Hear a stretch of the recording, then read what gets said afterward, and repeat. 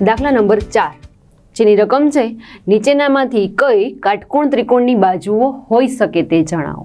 કાટકોણ ત્રિકોણની બાજુઓ એટલે કે એવી બાજુ કે કોઈ પણ બે બાજુના વર્ગોનો સરવાળો એ ત્રીજી બાજુના વર્ગ જેટલો થતો હોવો જોઈએ. તો ચલો ચકાસીએ. અહીં આપણી પાસે બે ક્વેશ્ચન આપેલા છે. સૌપ્રથમ આપણે પહેલા ક્વેશ્ચન માટે વાત કરીએ, જેની રકમ છે 2.5, 6.5 અને 6 સેન્ટીમીટર. તો સૌપ્રથમ તો જે મોટી બાજુ છે એને આપણે કર્ણ તરીકે ગણાવીએ. અહીંયા 6.5 સેન્ટીમીટર મોટું માપ છે, તો ધારી લઈએ કે એ કર્ણ છે. તો બાકીની બે બાજુઓનો વર્ગ કરીએ અને ચકાસીએ કે એ ત્રીજી બાજુ જેટલો મળે છે કે નહીં. તો સૌપ્રથમ તો આપણે ક્વેશ્ચન નંબર 1 માટે લખીએ કે કાટકોણ ત્રિકોણમાં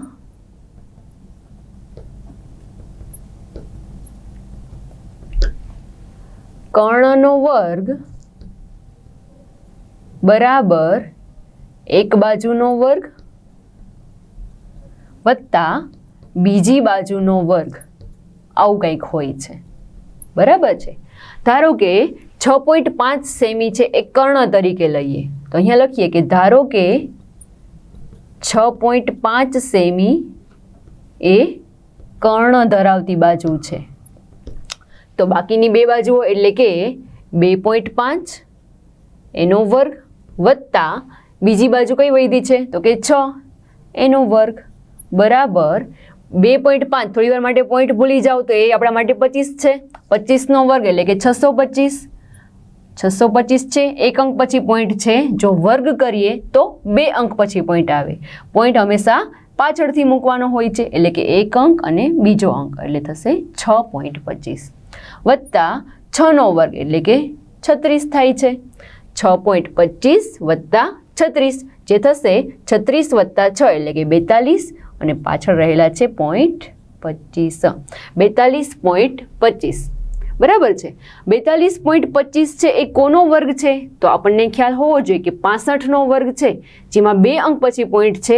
તો અહીંયા 1 અંક પછી પોઈન્ટ એટલે કે 6.5નો વર્ગ થશે. આ બંને સંખ્યા છે 2.5નો વર્ગ વત્તા 6નો વર્ગ એ 6.5નો વર્ગ જેટલી થાય છે. તો ત્રીજી બાજુ હતી એ આપણે 6.5 જ હતી, એટલે કે નક્કી થઈ શકાય છે કે આપેલી બે બાજુઓ છે એ કાટકોણ ત્રિકોણની બાજુઓ છે. તો અહીંયા લખીએ તેથી આપેલી બે બાજુઓ કાટકોણ ત્રિકોણની હશે, જેમાં 6.5 સેન્ટીમીટર એ કર્ણનું માપ હશે તથા કાટખૂણો છે એ કઈ બે બાજુઓની વચ્ચે આવશે એટલે કે કર્ણ સિવાયની બે બાજુઓ. 6.5 સિવાયની બે બાજુઓ છે 2.5 અને 6 સેમી ધરાવતી બે બાજુઓની વચ્ચે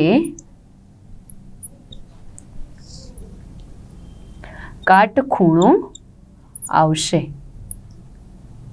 આવી એની આકૃતિ થશે. હવે આપણે વાત કરીએ ક્વેશ્ચન નંબર 2 માટે. ચલો એમાં ચકાસીએ કે આપેલી બાજુઓ છે એ કાટકોણ ત્રિકોણની છે કે નહીં.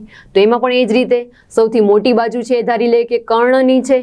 તો બાકીની બે બાજુઓના વર્ગોનો સરવાળો કરીએ.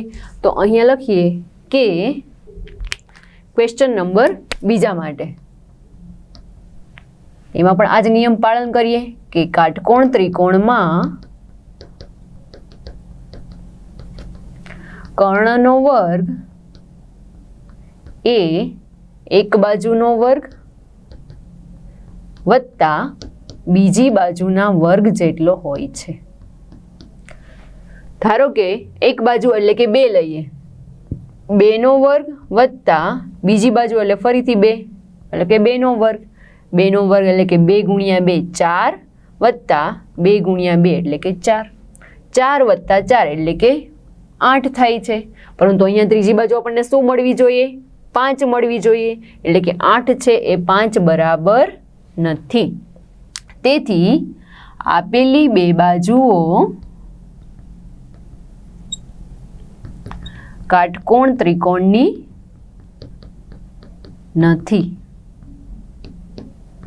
તેથી આપેલી બાજુઓના માપ પરથી કાટકોણ ત્રિકોણ દોરી શકાય નહીં. તો આ રીતે બાજુઓના માપ પરથી આપણે નક્કી કરી શકાય કે કાટકોણ ત્રિકોણ છે કે નહીં.